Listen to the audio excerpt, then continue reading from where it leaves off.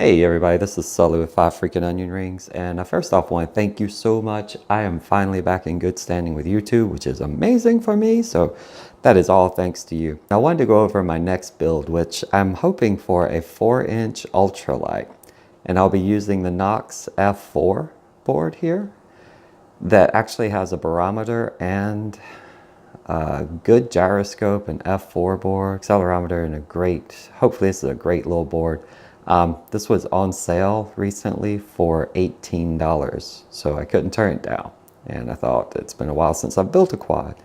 So I'm using the Knox F4, and I'm using a Racer Star 25 amp 4-in-1 ESC, D-Shot 1200 capable, which makes me happy.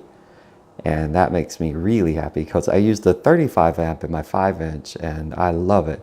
So some people complain about Racer Star being cheap, and admittedly their motors are, and I've got something to show you on that, but their ESCs have been spot on for me. So I have high hopes for this thing. So 25 amp ESC. It's actually weighs a good bit. It looks like it has good components. Everything on it just feels good, and it's got a tiny little, it comes silicone wires already soldered.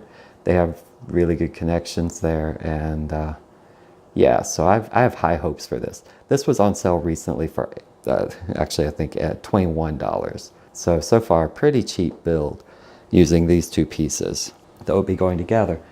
And I just got the motors in, which are Tachyon race spec, and I went with 1408 4100 kV.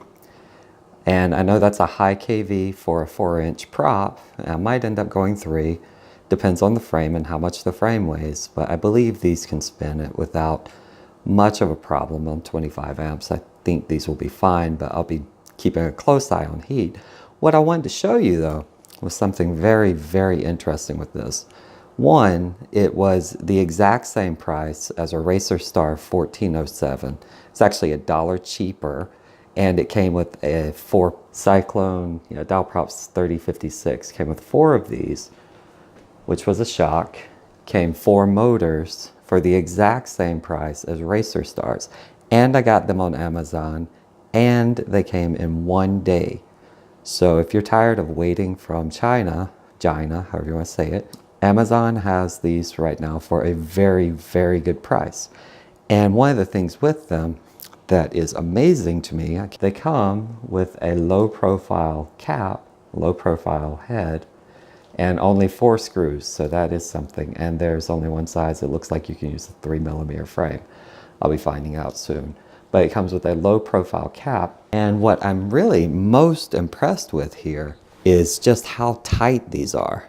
And I say that like, it is notchy. I mean, you can see it is so notchy. So you can spin it, but not much. These are probably going to be really rough on the batteries, but if you can see, you can spin it.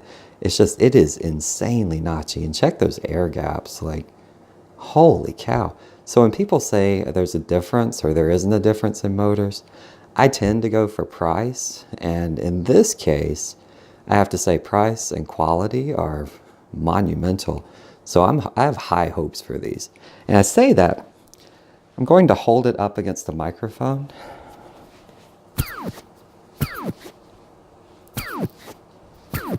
So that's how they sound when you spin them. And that to me is just amazing. And it's just so notchy. Now compare that with a Racer Star 1407 that I thought was notchy, and there's no comparison. I mean, I can spin this one just by a tiny bit of friction with my finger. I mean, I thought this one was notchy because I could feel the magnets and whatnot. I don't know if you can see up in there, but it is nothing at all like that Tachyon. I mean, this thing is like, may as well be made of chicken grease, comparatively speaking. It is just a night and day difference. This one also, oh, yeah, there we go. Yeah, I mean, it's notchy, but it is not nearly I mean, I can grab the tip here and spin it just off the threads. Whereas with the Tachyon motor, if I grab the threads and try to spin it, I just end up getting indentions in my fingers. That's my demonstration right now.